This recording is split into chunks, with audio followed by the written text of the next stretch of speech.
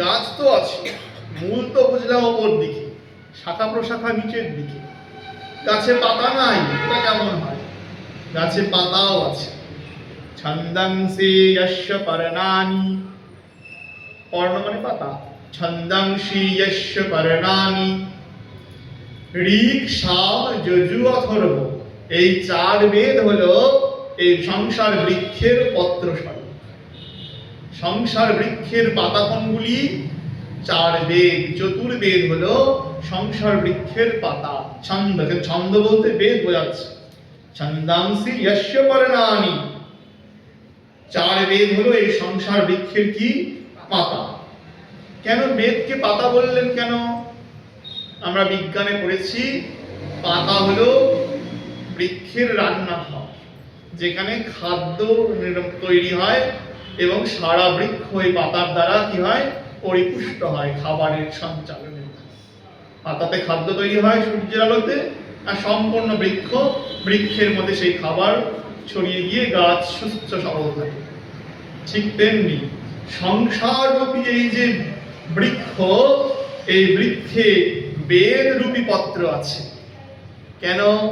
বেদ আমাদেরকে জানিয়েছে ধর্ম কি অধর্ম কি।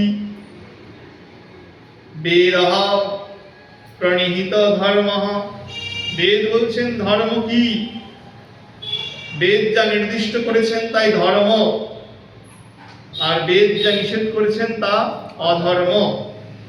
তাহলে বেদ আমাদের জানিয়ে দিয়েছেন ধর্ম কাকে বলে, অধর্ম কাকে বলে। ধর্মাধর্মের নির্ধারণ কে করে? বেদ করে। এই ধর্মাধর্মের নির্ধারণ করে সংসার বৃক্ষকে ঠিক মতো পরিচালনা করছেন এই বেদ। তাই বেদকে পাতার সঙ্গে তুলনা করা হচ্ছে। সংসার বৃক্ষের পাতা বেদরূপী পত্রের ছায়ায় বৃক্ষের আশ্রয় এবং রক্ষা করে। সমস্ত বৃক্ষকে রক্ষা করে কে? বেদ। বেদ আমাদেরকে জানিয়েছে ধর্ম এবং অধর্ম কি বস্তু।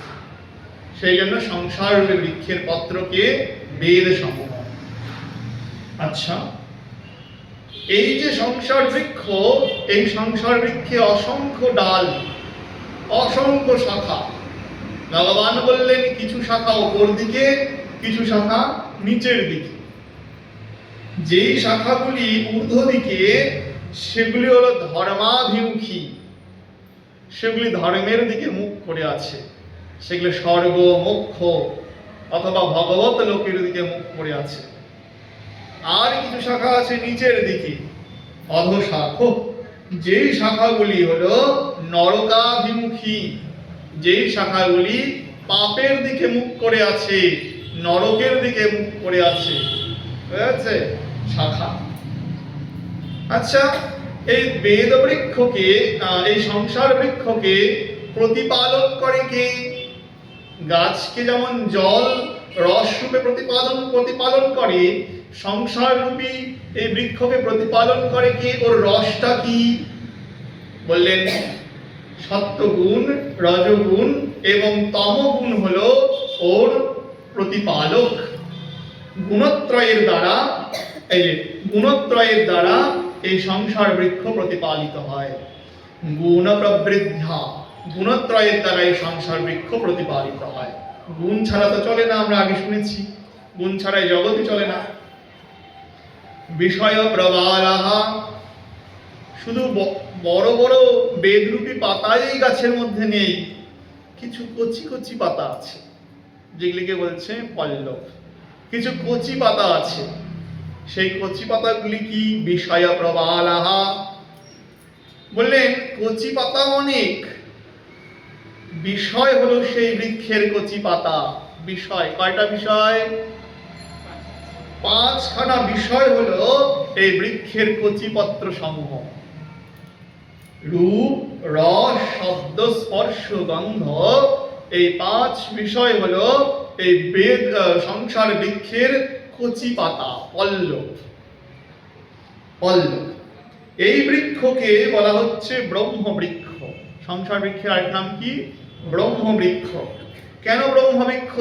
কারণ ব্রহ্মেই স্থিত আছে, ব্রহ্ম থেকে শুরু হয়েছে মূল, তাই ব্রহ্ম বৃক্ষ। ব্রহ্ম বৃক্ষ থেকে এই সংসার উৎপন্ন হয়েছে, কিন্তু জীবের সঙ্গে ওই বৃক্ষের একটু সম্পর্ক আছে। ভগবান বললেন কর্মানুবন্ধিনী মনুষ্যলোকে, কর্মানুবন্ধিনী মনুষ্যলোকে, সংসার বৃক্ষের মধ্যে আবদ্ধ হয়ে মনুষ্যগণ নানা রকম বাসনার জালে জর্জরিত হয়, হয় না? এই চাই ওই চাই করতে করতে নানা রকম বাসনার জালে জর্জরিত হয়। সেই বাসনা গুলাও এই সংসার বৃক্ষের একখানা মূল। কি মূল এগুলাকে বলছেন? এগুলা অবান্তর মূল। আমরা যখন বট গাছ, অশ্বত্থ গাছ দেখেছি, সেই গাছের মধ্যে কি থাকে? শুধুমাত্র নিচেই মূল থাকে না, ওই গাছের ডাল থেকেও কিছু মূল বেরিয়ে আসে, যেগুলাকে আমরা ঝুড়ি বলি বা অবান্তর মূল বলি। এই সংসার বৃক্ষেরও কিছু অবান্তর মূল আছে। কি অবান্তর মূল? ওই বাসনা হলো সেই অবান্তর মূল।